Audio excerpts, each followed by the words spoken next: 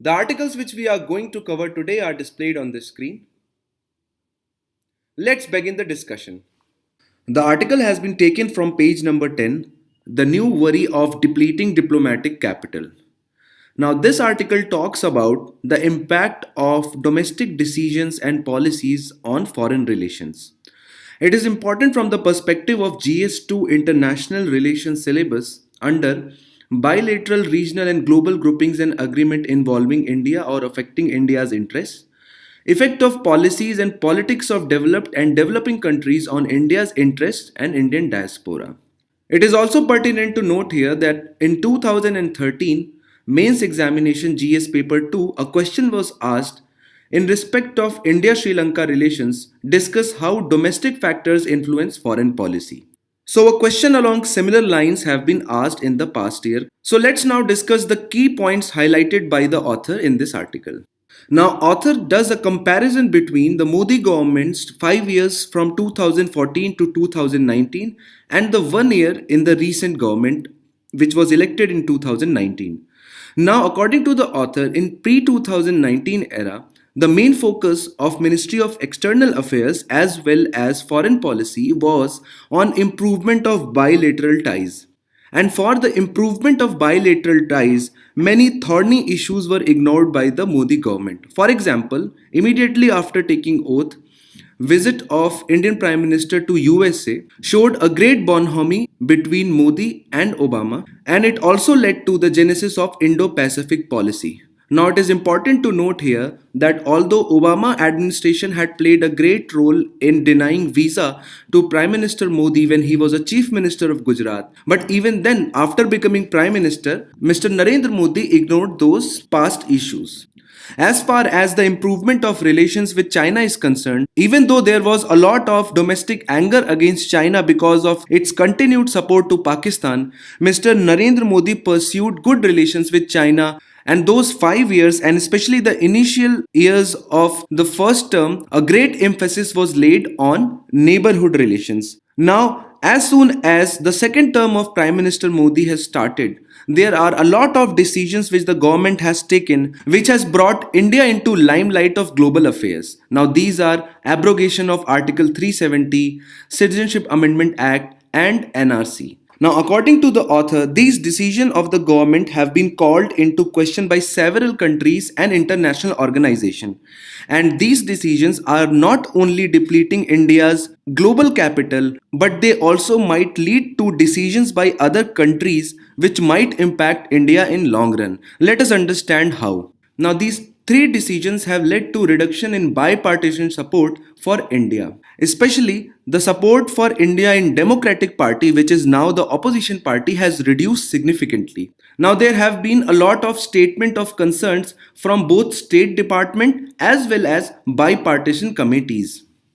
As far as US Congress is concerned, they recently conducted a hearing on the ongoing issue in Kashmir, especially related to freedom of speech and expression and internet ban. Now, US Congress also amended Foreign Appropriation Act to include a line on Kashmir, which is a significant step as far as USA foreign policy is concerned.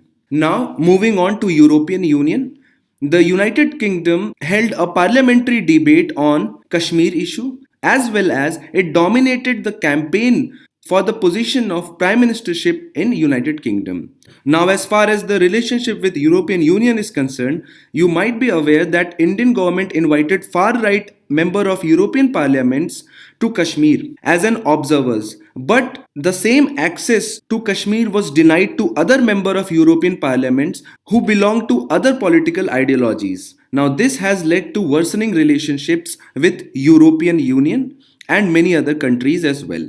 Now, as far as the relationship with neighborhood is concerned, Pakistan has obviously raised a lot of questions on Citizenship Amendment Act as well as on abrogation of Article 370 and NRC. But that is not so much of concern as we anyways have very bad relationship with Pakistan. But author emphasizes the worsening relationship with Bangladesh especially provided that Bangladesh government led by Sheikh Hasina has been so favorable to India, and that is where the real damage lies. If we analyze the relationship with Bangladesh under the current regime, we have had abolition of terror safe havens which were creating a lot of trouble in our northeast. Then the border killings across India Bangladesh border have stopped, and the acrimony between the border guards of Bangladesh and BSF have stopped. The historic land boundary agreement had given a big boost to India Bangladesh relationships, as well as we have a lot of transport connectivity and energy related agreements in which India is helping out Bangladesh as well as seeking its help to access our northeastern states. Also, on an international fora, Bangladesh has always sided with India, and the relevant example is the defense of Bangladesh in favor of India at Organization of Islamic Countries or OIC. Now, what has caused the relationship to deteriorate so rapidly? Now, first is the inclusion of Bangladesh as a country of origin in Citizenship Amendment Act, as we know that the act uses extremely harsh lines for Pakistan, Afghanistan and Bangladesh and labels them as countries which persecute minorities. Hence, the official position of India is that Bangladesh is one such country which is not able to protect its minority. And the second is that we are willing to provide citizenship to persecuted minorities, but we have excluded Muslims, and since Rohingyas are Muslim, they are not going to be eligible for the citizenship. And a long-term expectation of Bangladesh from Indian government has been to accommodate Rohingyas in India. And these two issues have led to deterioration in the relationship of Bangladesh and India. Now, government has dismissed all of the above criticisms with the simple line that they constitute interference in India's internal affairs. And according to the government, even if countries issue statements and world bodies pass resolutions on detentions and internet ban in Kashmir, there is no reason for India to worry at all. But according to the author, there are substantial reasons which might force India to have a serious look at these criticisms. Now, according to the author, there are certain steps taken by the international bodies and the national bodies of foreign countries which could lead to significant damages. For example, US Commission for International Religious Freedom USCIRF has recommended sanctions against our Home Minister Mr. Amit Shah.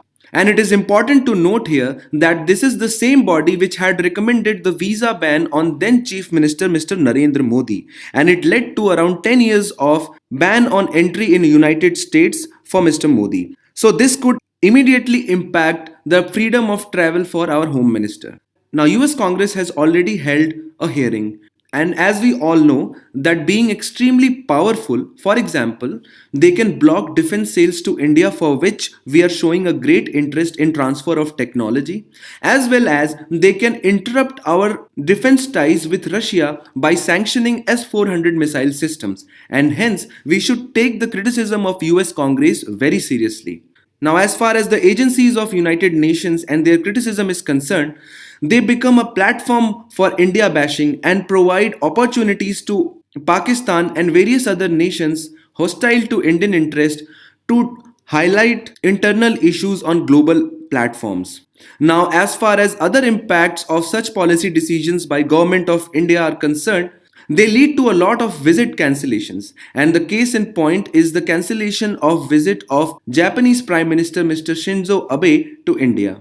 Now, greater scrutiny of internal troubles by global media leads to decline in foreign tourists, as well as a lot of diplomatic resources are wasted just to counter the narrative which is being propagated against India. While this diplomatic resource can be utilized in other fruitful activities, according to author, in last 5 to 6 months, all their work has been focused on how to counter the narrative which has been generated against India. So overall, such policies lead to reduction in India's diplomatic capital. And according to author, this capital is a complex combination of the goodwill the country has banked on over decades as a democratic, secular, stable power. We should not be taking such steps which undermine such a diplomatic capital built over such a long period of time. So this article gives you a perspective on how domestic affairs or domestic policies and actions of national government can impact foreign relations. Let's now move on to the next article. This article appears on page number 10 in the form of editorial, The Need for a Single Energy Ministry. Now, this article is important from prelims as well as mains point of view. Now, for prelims examination, we will try to understand how the ministries and departments under the Government of India are reorganized or reshuffled. But before that, we shall deal into the main points which have been raised in the article. And then we will look into the Niti Ayog's recommendations with regard to these objections. Author talks about the energy governance or the sector in India and highlights two main issues with the sector. Now, the first is that the governance of this sector is extremely fragmented and the data collection system of energy sector in India is also extremely fragmented. The governance of the energy sector right now is being taken care by five different ministries: Ministry of Coal, Power, New and Renewable Energy, and Petroleum and Natural Gas. There is also Department of Atomic Energy, but we shall not go into that because that is a ministry crucial for national security as well. But these are the four main ministries along which the governance of the energy sector has been fragmented. Apart from ministries, there are multiple regulators which deal with this sector. The important ones are Directorate General of Hydrocarbons and Petroleum and Natural Gas Regulatory Board NGRB. Now, as far as the data collection is concerned, since we have five different ministries and hence there is no single agency for collection of data, and each ministry and department collect data which are relevant to their particular and specific sectors. Now, this leads to multiple agencies collecting various kinds of data. Now, these data are collated by Ministry of Statistics and Program Implementation, but such a collection or collation is very sporadic and not periodical. Now, these two in combination lead to the following problems. Now, the first problem is the problem of coordination among various ministries and departments. As the data is fragmented and policies are made individually for each and every ministry, it leads to lack of coordination among them. Then, next problem which emerges is suboptimal utilization of resources. All the ministries work under silos and do not interact with each other, and hence it leads to duplication of efforts, or it might also leads to lack of any effort in certain sectors and hence suboptimal utilization of resources. Now, third problem is due to the lack of coordination and suboptimal utilization of resources, India's energy security gets compromised. The last problem is that each ministry promotes its own fuel. Now, the problem is that ministry's agenda do not align with the long-term goals of Government of India or Indian state. For example, coal might be a good fuel, but it is not clean, and promotion of coal to the detriment of other sources of energy might create pollution and hinder India's objectives for climate change, and hence it is not in the best interest of the country to promote such thing. Hence it is important for us to look into draft energy policy in which Niti Ayog has recommended the creation of unified energy ministry. Now, under draft energy policy, Niti Ayog made two specific recommendations regarding this. Now, the first was the creation of unified Ministry of Energy by merging all the ministries in existence right now except for Department of Atomic Energy. Hence, these all shall be merged into single unified ministry. Now, the proposed ministry will have six agencies under it to handle various aspects of energy security. To name all of them, first, Energy Regulatory Agency, Energy Data Agency, Energy Efficiency Agency, Energy Planning and Technical Agency, Energy Schemes Implementation Agency, and Energy Research and Development Agency. So all these agencies together will take care of all aspects of energy and will not fragment the governance into coal, power, new and renewable, petroleum and natural gas, and so on. Now, these two, according to the Niti Ayog, will lead to integrated approach to energy security, which was missing earlier. It will lead to quicker policy response from the government as well as holistic data collection of the sector. Now, author quotes two case studies to support the argument of reorganization of ministries and merging them into single one. Now, the first is a recent decision by the government of India to create Ministry of Jal Shakti. Now, the Ministry of Jal Shakti was created by integrating Ministry of Water Resources, River Development and Ganga Rejuvenation, and Ministry of Drinking Water and Sanitation. So, government felt that it is important to club various ministries dealing with the water into one, and hence this could form the basis for creation of integrated Ministry of Energy. And the second case study is the global experience in the developed world. According to the author, developed and efficient countries such as USA, UK, France, and Germany have vibrant, diverse, and prolific energy sectors administered by single ministry or department. And hence, this validates the claim of the author that there is indeed a need to merge the ministries. Now, the discussion so far is important from the perspective of mains examination. But from the point of view of prelims examination, it is important for us to understand how the ministries and departments under the government of India are reorganized. So, we'll first start with the Constitution of India. Under Article 77, Clause 3, the President shall make rules for the more convenient transaction of the business of the Government of India and for the allocation among ministries of the said business. So, the Constitution has given the power to reorganize the ministries and their businesses to the President of India, and this can be done easily by amending the rules. So it is important to note here that no amendment of law or constitutional amendment is required in order to reorganize the government of India and its business.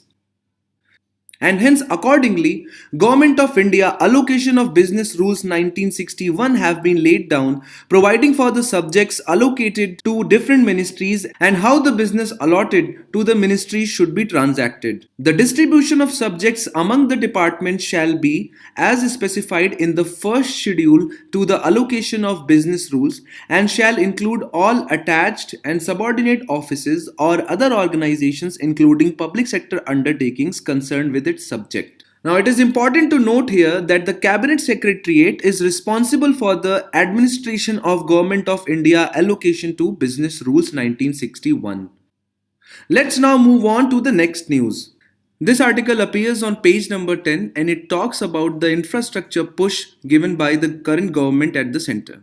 There are two key terms which have been used in this particular article. The first is National Infrastructure Pipeline and the second is the constitution of the task force to identify the projects to be implemented under National Infrastructure Pipeline.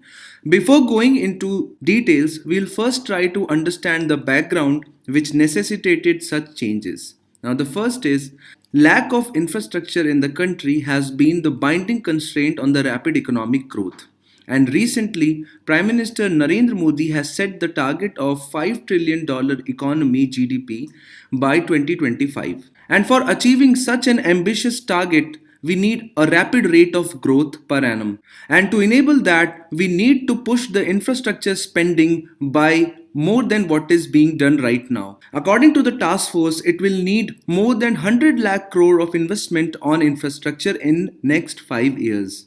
Now, to give you an idea how massive this infrastructure spending is, the total spending on infrastructure between years of 2008 and 2017 was 100 lakh crore. And now we are talking about almost the same amount of investment in just a matter of 5 years, which means that we need to double the investment on infrastructure. So accordingly, the central government had set up a task force to draw up this plan under the chairmanship of Secretary of Department of Economic Affairs under Finance Ministry. And task force has come up with National Infrastructure Pipeline. Now, the main objective of National Infrastructure Pipeline would be to enable infra investment in an efficient manner. And the task force has come up with the reports in which they talk about the projects, the status of implementation of these projects, and the financing by the various stakeholders. Now, as far as the methodology which has been adopted by the task force is concerned, they have gone through each and every project which was more than 100 crore of rupees, and each project was assessed individually on the criteria of viability as well as its relevance. Now, these projects in the first round have been identified under the sectors of energy, road, railways, and urban infrastructure.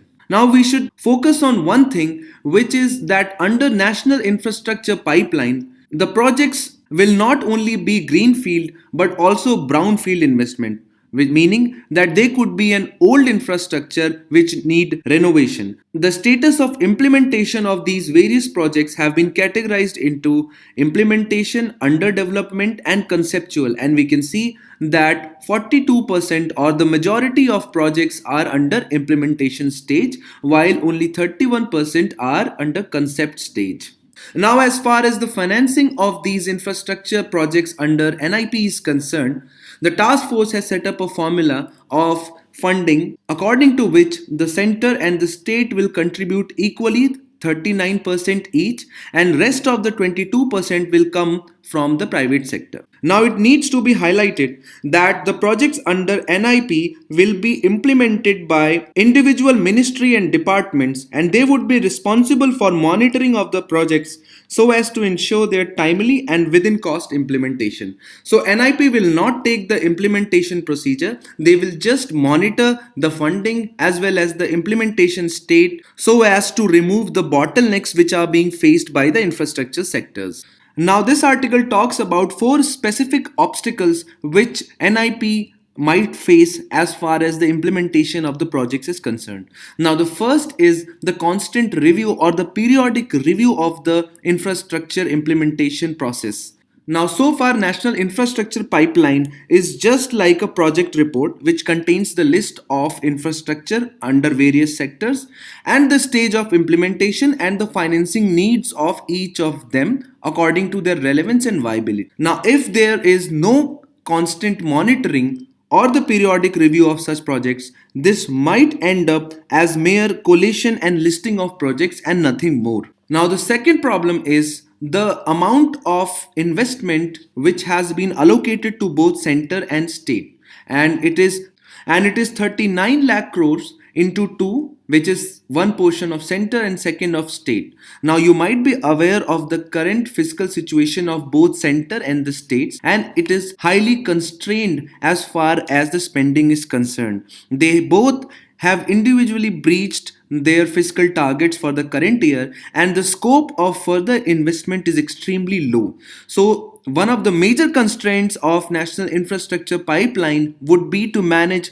such massive amounts of investment from government spending. Also, 22% of the component of these infrastructure investments would come from private sectors, and provided the current state of economy as well as large debts of private sector and huge massive NPAs being created in the private sector, it is highly doubtful whether they will be able to shell out 22 lakh crores in matter of 5 years. And last but not the least is the cooperative federalism or the cooperation from states, which becomes extremely important in implementing any infrastructure projects. We have seen in the past that due to the lack of this particular coordination among the states and between state and the center, many important infrastructural projects have been stalled, which have also become a major reason for creation of massive NPAs in energy sector. So, apart from management of finances and periodical review, an important challenge for the center would be to garner the cooperation from various states. So, this article becomes extremely important from the perspective of mains examination as it highlights the challenges under National Infrastructure Pipeline. With this, we shall move on to the next news. Next, we are going to discuss two articles published on page number 1 and page number 9, respectively. They both deal with the press conference held by the director of ISRO yesterday. Now, there are a lot of useful information which can be extracted from this news. So, what we shall do is that we will first understand what Project Gaganyaan is all about and what are its various components, mainly the rocket, crew module, care, crew escape system, as well as environmental control and life support system. Then we will understand what Chandrayaan 3 is going to be and what were the causes of failure or the crash of Vikram lander under Chandrayaan 2 mission. And a very important prelims information from this article needs to be highlighted right here is that ISRO is now building its second launch pad in Thoothukudi district of Tamil Nadu. So far, ISRO had only one launch pad at Sriharikota, Arunachal Pradesh, which is situated beside the Pulicat Lake. Now it is going to have a second launch pad as well. The relevant UPSC syllabus has been displayed on this screen. A question asked in 2019 mains examination under GS3 paper was, what is India's plan to have its own space station and how will it benefit our space program? First, let us understand the main objectives of mission Gaganyaan. In past month, Union Cabinet approved a 10,000 crore rupees fund for India's first human space flight program known as Gaganyaan. So it needs to be highlighted here clearly that Gaganyaan is not going to be space station. It is just going to be a project for first human space flight program of India. It shall have three components, under which two shall be unmanned and one shall be a human space flight, which will be launched in December 2021. Now, as far as the carrying capacity of the space flight is concerned, ISRO plans to send three astronauts to a low Earth orbit of 300 to 400 kilometers on GSLV Mark III vehicle. So keep in mind that a low Earth orbit is characterized as one having an altitude of 300 to 400 kilometers, and the carrier will be very powerful GSLV Mark III, which has been indigenously built by ISRO. So apart from humans, is ISRO going to launch humanoids as well? Yes, ISRO is planning to launch humanoids before it can launch the humans into space for carrying out microgravity experiments. The successful implementation of Gaganyaan mission would propel India's image in global forum, as it would be fourth country to send such a mission after Russia, USA and China. Now let us understand few important technologies which will be essential for successful conduct of Gaganyaan mission. Now the first and most important component would be a rocket or a carrier which would take the crew module into the space. Now GSLV Mach 3, which is an indigenously built cryogenic engine, is capable of delivering such a heavier payload into the space. Now as far as the cryogenic engine is concerned, these are the engines which work on fuel stored at a very low temperature, and it enhances its efficiency both in terms of range as well as the payload. And this is the rocket which will take the crew to the low Earth orbit of 300 to 400 kilometers. Now as far as the crew module is concerned, this will be the capsule in which our astronauts will be carried into low Earth orbit. So the rocket is going to carry two kinds of modules. The first is crew module and the second is service module. Now this service module will carry many other technologies and safety features which are designed to protect this crew module, and crew module in itself will house the astronauts. As far as the people who will go into space, now that selection procedure has already been conducted and people from Indian Air Force have been selected. And now these people are being sent to Yuri Gagarin Space Center, Russia for further training. Crew module atmospheric re-entry technology is the main thing which separates the normal satellites from a manned mission. Now you see, satellites that are launched for communication or remote sensing are meant to remain in the space, and they are not expected to come back to the Earth. However, a manned spacecraft needs to come back to the surface. And while entering or re-entering into Earth's atmosphere, the spacecraft needs to withstand very high temperature created due to friction. And hence, it is extremely important for the overall system to have a CARE technology or crew module atmospheric re-entry technology.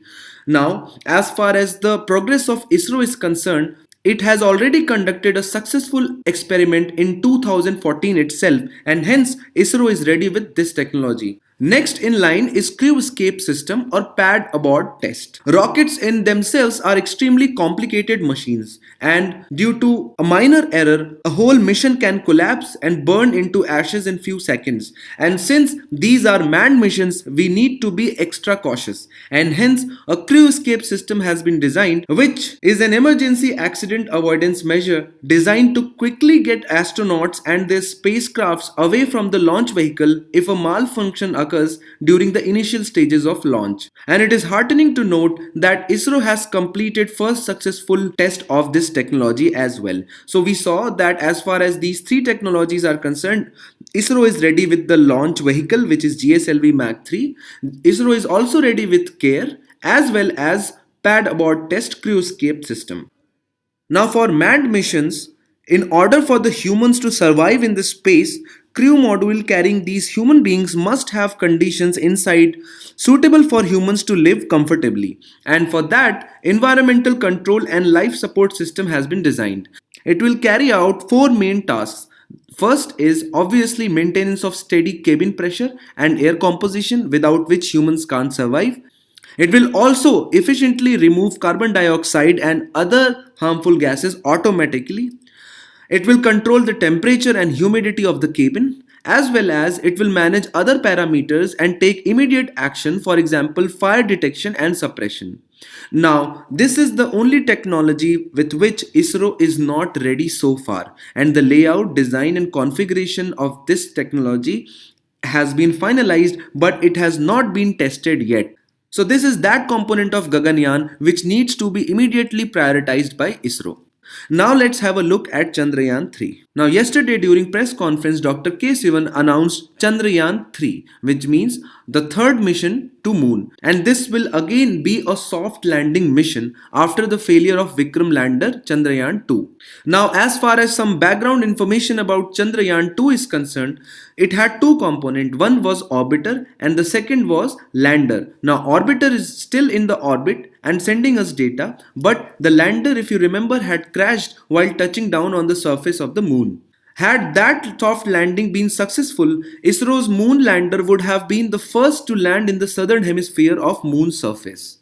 Dr. K. Sivan elaborated upon the reasons which led to the crash of Vikram lander and also stated that ISRO has corrected this problem for effective landing of Chandrayaan 3. Now, what was the reason behind the crash of Vikram lander? Now, according to ISRO, the most likely cause would have been the failure of the design team to take into account the spike in speed which will occur once the lander reaches close to the surface of the moon, which basically means that as soon as the altitude of Vikram lander decreased and it reached near to the surface of the moon, its speed increased manifold, and the navigation control and guidance mechanism system of the Vikram lander had not been designed to keep into account such a spike in speed, and hence this led to the crash. So after having discussed Gaganyaan and Chandrayaan, let's now move on to the next news. This news has been published on page number 8. Kerala for steps to curb alien plants growth in Nilgiri Biosphere Reserve. Now, Kerala Forest and Wildlife Department is gearing up to adopt comprehensive steps to arrest the rampant growth of invasive alien species, and especially tree species like Senna spectabilis in the forest areas of Nilgiri Biosphere Reserves. UPSC in the past years have asked two questions related to invasive alien species. Now, the first question was asked in 2012. Which of the following can be threats to the biodiversity of a geographical area? Option 1 is global warming, which is correct. The second is fragmentation of habitat, also leads to the changes or threats to the biodiversity. Third option is invasion of alien species, and this also leads to the threats to the biodiversity, which is the main concern of this article. And the fourth is promotion of vegetarianism, and there is no such direct correlation between promotion of vegetarianism and threats to biodiversity, and hence this option is incorrect. And hence the right answer is A, 1, 2 and 3 only. And the second question was asked in 2018 prelims examination. Why is a plant called Prosopis julifera often mentioned in news? And the right answer is B. It tends to reduce the biodiversity in the area in which it grows. Now, this question was picked up from a current affairs where Delhi government had given not to clear the central ridge of the non-native trees in the hope that the area's original flora, which is called the lungs of the city, as well as the fauna, can be restored. So our discussion regarding invasive alien species shall be guided by these two questions. And as you might decipher that only a basic level information is needed for environment and ecology questions asked in prelims examination. So first what we'll do is we'll understand invasive alien species, and then we will discuss main characteristic of this particular plant known as Senna spectabilis as it has become extremely important for 2019 prelims examination. Now, starting with what are invasive alien species, these are species whose introduction or spread outside their natural present or past distribution threatens biological diversity. As we know that almost all the varieties of plants and animals have their natural distribution. Now, due to various factors, some of the species start spreading into areas which are not traditionally their habitats or natural distribution, and hence it leads to the threats to the biodiversity of the original flora and fauna of that place. Now, there are certain common characteristics of invasive alien species which enable them to grow rapidly outside their natural distribution. Now, the first is that they should have rapid rate of reproduction and growth, which enables them to outcompete the local fauna and flora. The second is that they should have high dispersal ability. Now, this dispersal ability refers to both the movement of animals, plants, bacteria, or fungi from their birth site to their breeding site, as well as the movement from one breeding site to another, and hence high dispersal rate or high dispersal ability is very important criteria to enable invasive alien species to spread outside their traditional natural habitat. Now, third and most important characteristic is phenotype plasticity, which means that ability of these organisms to adapt physiologically to new conditions. Now, in simple terms, it refers to some of the changes in organisms' behavior, morphology, and physiology in response to a unique environment. So, when an organism moves out of its natural distribution, obviously the surrounding environmental conditions also change, and hence the change in morphology and behavior becomes inevitable to adapt to certain conditions. And all those organisms which easily adapt to the changing environment conditions are best suited as invasive alien species. And the last characteristic is that their ability to survive on various food types and in a wide range of environmental conditions. This enables them to gather or forage for the food easily or adapt to the changing environmental conditions. Now, invasiveness is assessed by the ability of the species to successfully invade a foreign territory. So, for example, article talks about the threats this new species known as Senna spectabilis is posing to the local biodiversity of Nilgiri Biosphere Reserve, and hence we can say that its invasiveness is extremely high as it has replaced a significant portion of the forests. So these are the few basic information about invasive alien species and their characteristics. Let's now focus on this particular type of plant, Senna spectabilis. This plant was introduced by humans as it was planted as trees alongside roads in Wayanad. Now, due to massive flowering and drying of bamboo species in the Wayanad, lots of open spaces were created, which were later on occupied by this particular plant. Now let's talk about the impact which this particular plant is having on the biodiversity. There are three main ways in which it is doing so. The first is the thick foliage arrests the growth of other indigenous species of trees and grass. Now this causes the food shortage for wildlife population, especially the herbivores. More so because local wildlife does not feed on the leaves of this particular tree as it is not palatable for them, and hence it especially threatens the herbivores. Also, the allelochemicals produced by this plant adversely affects the germination and growth of native species. Now, what is allelochemicals?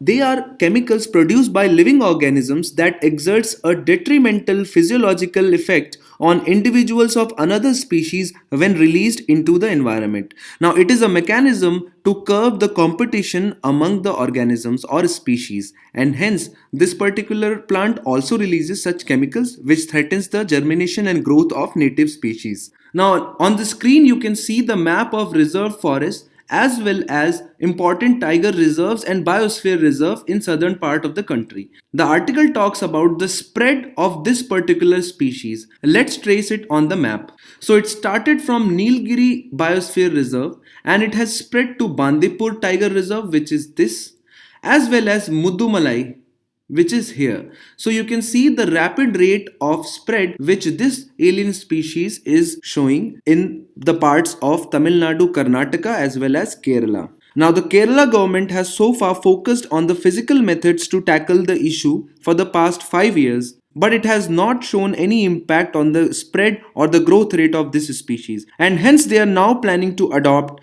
an integrated method by combining the physical as well as chemical measures to solve this problem. Now, this discussion is more important for prelims examination as it deals with the basic information regarding invasive alien species and the plant Senna spectabilis. Let us now solve some questions for prelims examination. So the first question is, which of the following statements are correct about Gaganyaan? The first option is the launch vehicle for the mission would be GSLV Mach 2, which is incorrect as it would be GSLV Mach 3. And the second option is the technologies needed for human space flight have not been tested by ISRO so far, which is also incorrect. We saw that apart from one technology, all others have been tested, and hence both are incorrect, and the right answer is D, none of the above. Next question is, which of the following statements are correct about invasive alien species? First option is they have rapid reproduction and growth rate, which is correct, and this is what enables these species to outcompete the local flora and fauna. And the second option is that they have low dispersal ability, which is incorrect as the dispersal ability of these invasive alien species is extremely high, and hence the right answer is A, one only. Now, this question has been taken from the first discussion which we had, which dealt with the impact of domestic politics on our foreign relations. Now, which of the following statements are correct about the United States Commission on International Religious Freedom in news recently? The first option is it is a US federal government commission. It is correct. And the second option is the United States Commission on International Religious Freedom's principal responsibility are to review the facts and circumstances of violations of religious freedom internationally, which is also correct, as it appears in the news with respect to the reports it releases time to time, which deal with the issues related to religious freedom and persecution of minorities across the world.